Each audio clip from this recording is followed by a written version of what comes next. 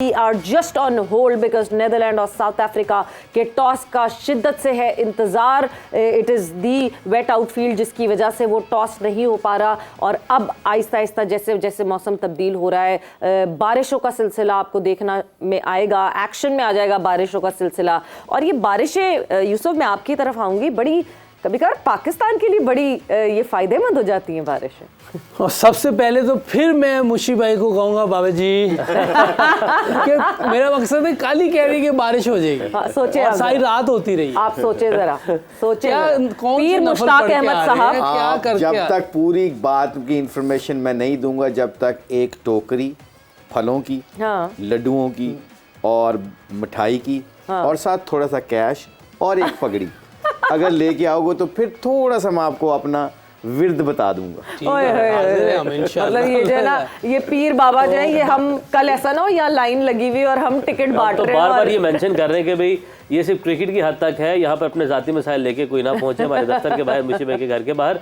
बहरहाल अगर पहुंचेगा तो मैं भाग जाऊंगा, जो याद मैं गिव अप कर दूंगा, मैं नर्वस हो जाऊंगा। बात फिर वही है मुश्ताक भाई, आपने, मैं कल भी सवाल किया था, आपने कल भी ये कहा था कि आपने वेदर फोरकास्ट नहीं देखा था, लेकिन ये गेम अवेयरनेस, ये गेम सेंस, आपने कहा कि मौसम बदल रहा है और यहाँ पर भी बारिश हो रही है, पंजाब के हर तरफ में बारिश हो रही है, पहाड़ी इलाकों में, तो गेम अवेयरनेस जो है इसके हवाले से हमें बताएं, हमारी यंगस्टर्स को गाइड करें। It's a very common sense, my dear. You know, if you're not here and you're somewhere there, that's why मैं एक honestly speaking बताऊँ, एक ये कोचिंग जब से अल्लाह ने तौफीक दी है ना, तो ये खेलते हुए भी दौर में हम बैट्समैनों को उनके चेहरों को रीड किया करते थे कि ये कॉन्फिडेंट कंफर्टेबल हैं हमारे खिलाफ के नहीं है। जैसे ग्राहम हिक, वकार यूनुस के सामने या कोई स्पिनर ऐसा लगा होता था जिसके सामने आते थे उसको कंफर्टेबल नहीं, उसका चेहरे का रंग बदल जाता था। आज हम अगर जो कोचिंग करते हैं या सिलेक्शन करते हैं ना, मैं तो 70% ये बहुत फोकस करता हूँ कि प्लेयर की कम्युनिकेशन सुनता हूँ, उसका चलना फिरना देखता हूँ, उनसे बात करना, क्योंकि आम जिंदगी की जो उसकी रूटीन है ना, वो रिफ्लेक्ट करती है उसकी गेम के अंदर। अगर उसके अंदर जैसे अंडर प्रेशर उसको डालोगे आप आम जिंदगी में,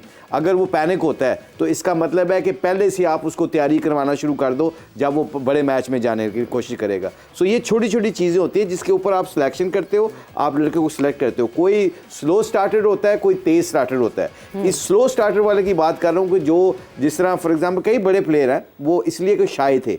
सकलैन बहुत शाय था शुरू में, ड्रेसिंग रूम में बात ही नहीं करता था।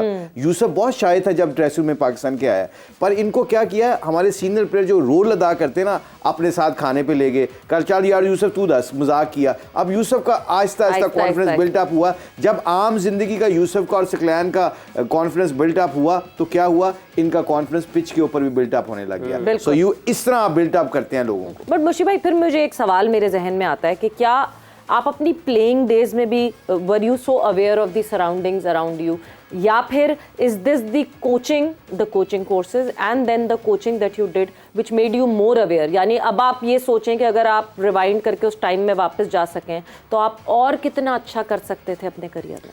अल्लाह का शुक्र है, मैं अल्लाह का बहुत शुक्र अदा करता हूँ। बचपन से ही ये चीज़ों की मुझे अवेयरनेस इसलिए थी कि मैं ऑब्जर्व करता था चीज़ें। ठीक है, बचपन में एजुकेशन नहीं है मेरे पीछे, मेरा नॉट लाइक मैट्रिक भी नहीं किया हमने तो। मगर वो जो लो क्लास में बच्चे क्या करते हैं, वो पढ़े लिखे बच्चे क्यों एक्ट करते हैं, वो कैसे हैं, जो अनपढ़ मेरे जैसे हैं वो कैसे हैं, ये अब आप सारी चीज़ों को देखते हैं ना तो आपको काफ़ी चीज़ें समझ आ जाती हैं। और हैविंग सेड दैट, आप अल्लाह ने एक और बड़ी तौफीक दी थी जो व्यूअर्स को बताना चाहता हूँ कि I always used to listen to people. आप उनकी बात को गौर से सुने। कई दफ़ा आप जब गौर को सिचुएशन में, इस सिचुएशन में बैठे हुए ना, मुझे ये भी पता होना चाहिए कि यहाँ पे कितने कप पड़े हैं, कितने स्पार्क्स का पड़ा हुआ है, एक लैपटॉप पड़ा हुआ है, कितने आपके हाथ में कार्ड्स हैं। जब आप ये सारी चीज़ों की सराउंडिंग करेंगे ना, you will be further than other people. तो आप कब आओगे, जब आप उस वक्त प्रेजेंट होंगे, कनेक्ट होंगे।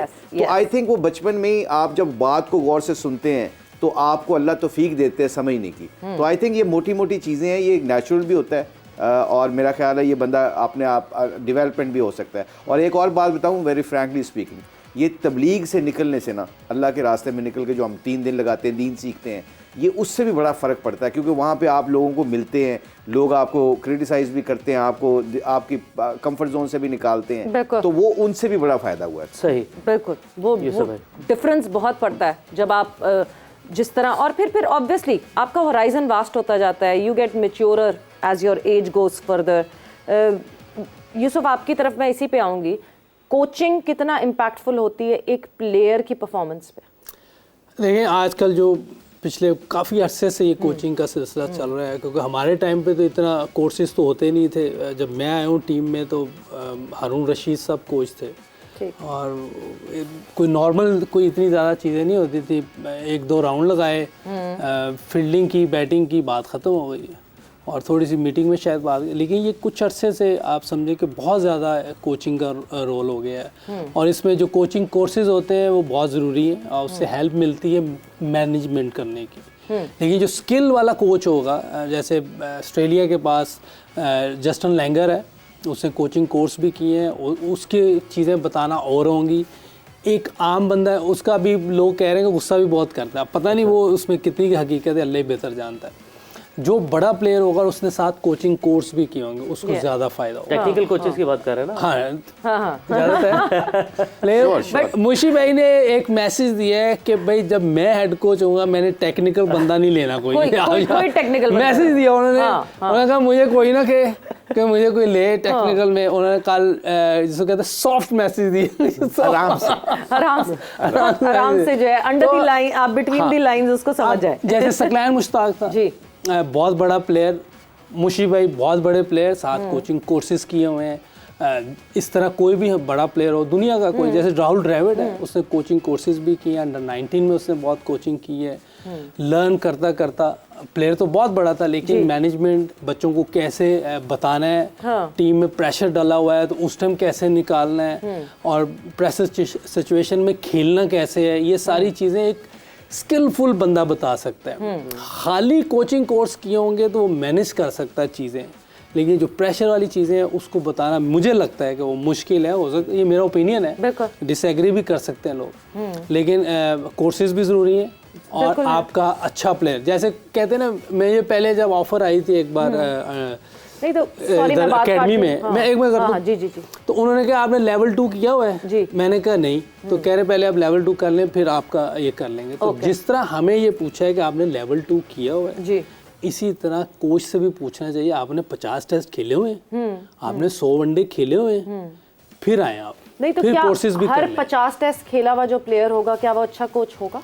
फिर देखें ना, यही तो नहीं, मैंने तो आपसे सवाल पूछा। आप सवाल तो जवाब तो दे दिया मैंने पहले, कि मुझे उन्होंने पूछा आपने लेवल 2 किया हुआ है, बिल्कुल, तो उससे ये पूछना चाहिए था कि लेवल 2 वाला सही कर लेगा, और जिसने 90 टेस्ट खेले हैं, 288 वनडे खेले हैं, उससे पूछ रहे हैं। अब आप साइंस पढ़ के आए हैं और आप इंजीनियरिंग की नौकरी मांग रहे हैं, तो वो आपसे पूछेंगे ना कि मैं इंजीनियरिंग की मांग रहा हूँ, मैं क्रिकेट की मांग रहा हूँ।